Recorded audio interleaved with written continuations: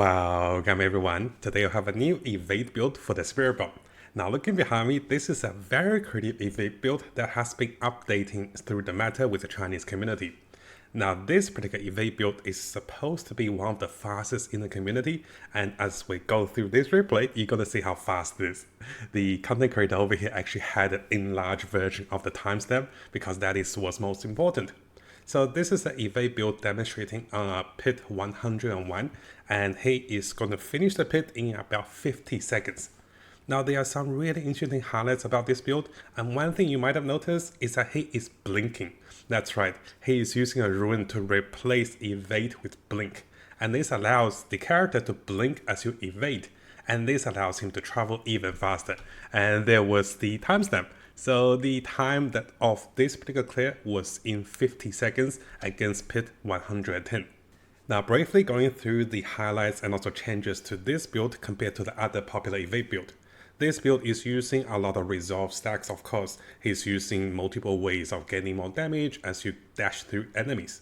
He's also turning enemies vulnerable, then exploding enemies on the map, as you can see. So this means the moment he kills one enemy, the other enemies will be chain killed. And in terms of increasing damage, he's gaining additional damage coming from stacking additional armor up to 5,000 armor. One of the biggest highlights for this build is that he will be automatically casting teleport together with concussive stomp. So this is an auto casting build that auto casts teleport instead of evade, and this also casts concussive stomp for even higher damage and also more knockdowns. And this build is very fast. So not only we have one demonstration, we have another demonstration of a not so good map. And as you can see in a map that's made of mazes and also very complex, this build has the ability to jump through walls with a hunter. Together with using the companion Sobo, you can see the density of the monsters and you can travel very fast across the map, wiping enemies down and also going to the next map. And again, this build is very popular simply because you cannot teleport. You might not be able to notice the way he teleports because everything is lightning spark. But every 2 seconds, you'll be able to automatically teleport to travel further into the map because everything will be one-shotted after you evade. Now, because of the previous build we were looking at, the Spiritborn poison build, a lot of our viewers were getting a little bit of motion sickness. So I wanted to look for the latest evade build for us, and oh boy, this is a really cool build. So notice over here, with a not so good map, our content creator was able to clear this one in 58 seconds. So now before I jump over to the builder's guide, a big thank you and also credits to 小爸爸五花肉. Now we have had some requests to mention the name of the Chinese content creator instead of calling them Chinese content creators.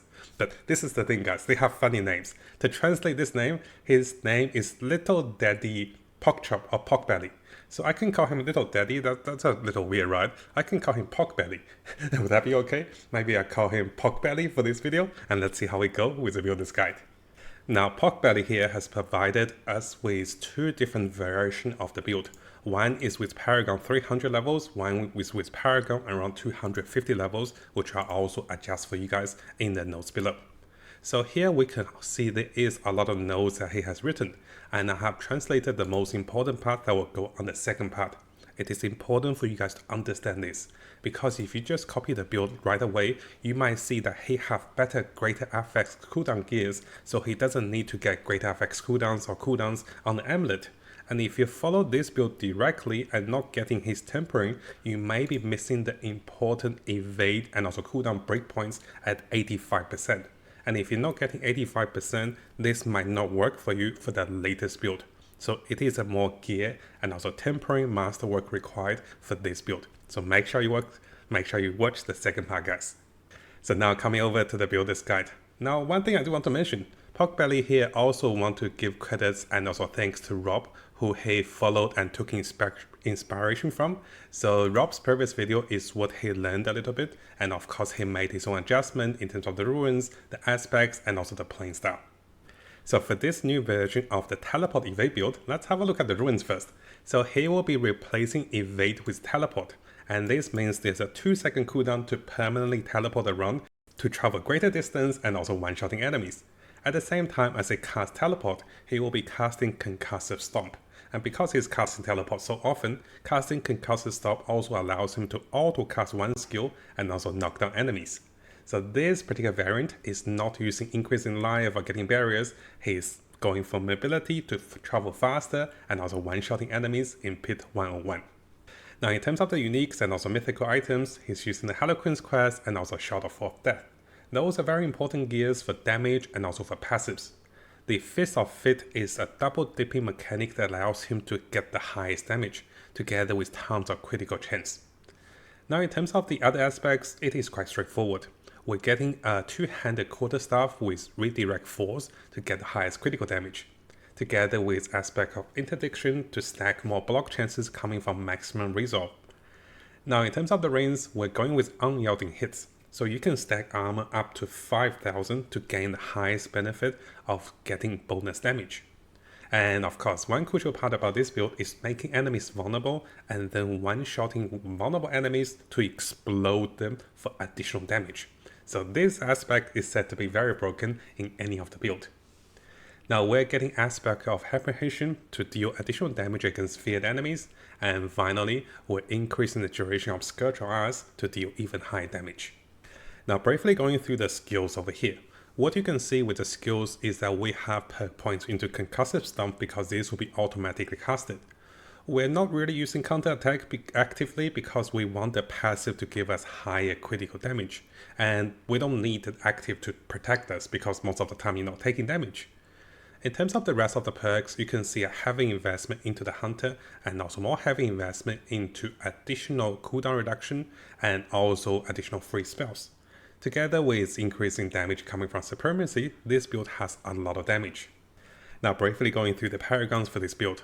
We are going with the traditional glyphs over here, so no major changes, with Spirit over here for high critical damage, with Talon over here for additional ego damage, with the Colossal over here with stacking Resolve, and also over here we have Jagged Plume for additional Stone Feather damage.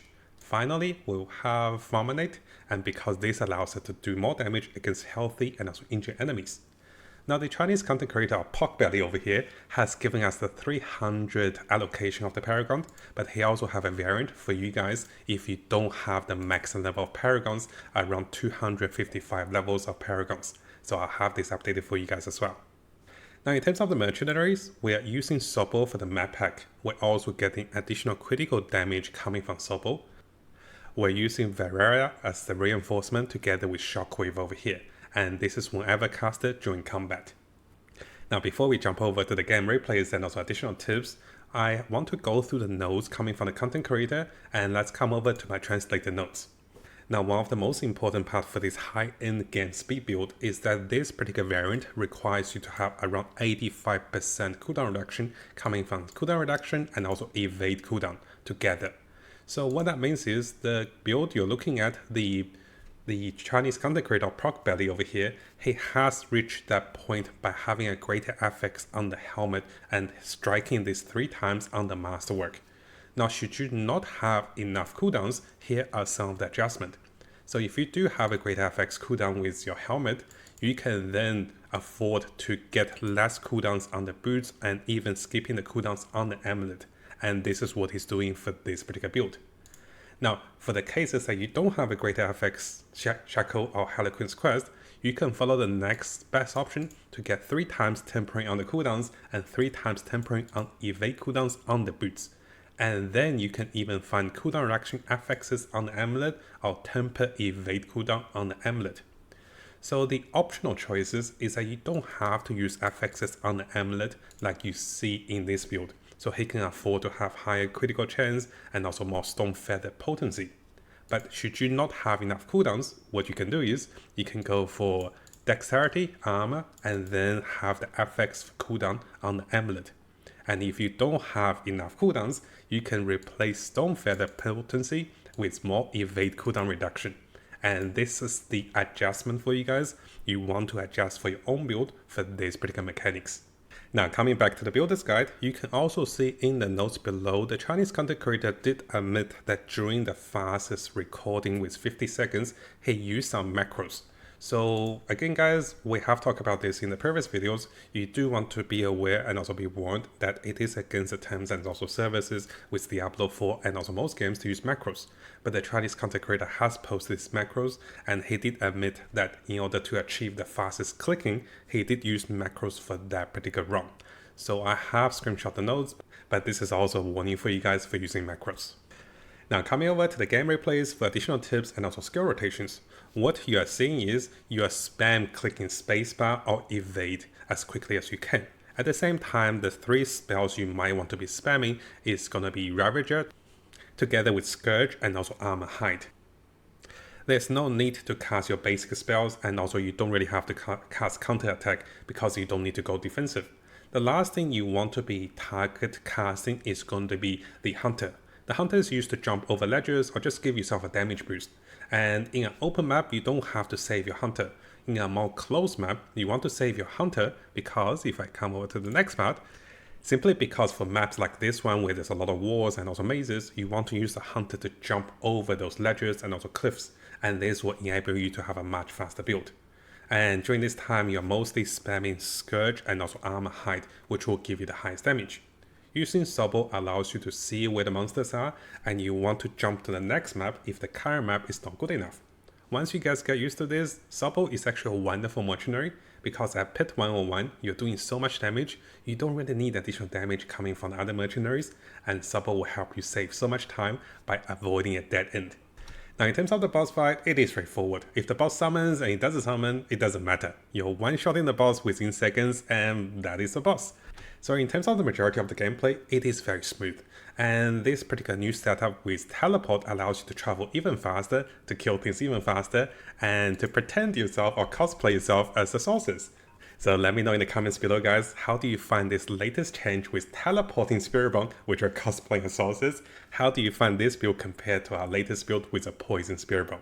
I think both builds have its merits, and it's really nice to have a variety of different builds for those of you like evade, and also for those you like the poison setup, which is where you are just walking across enemies and also one-shotting them as well. Now if you guys haven't subscribed, this is a really good time to do so, because not only will I be covering the latest builds for Diablo 4 and also new seasons and also PDR, I'll also be translating those best builds coming from the Chinese community and also making my own builds. Together, I'll be covering the Path of Exile 2 to come. I'm very excited for this coming at December. So this is going to be my next project, to play Path of Exile and also to bring you guys the best builds for each of the class and also the best mechanics and also the best ways to play the early access for Path of Exile 2.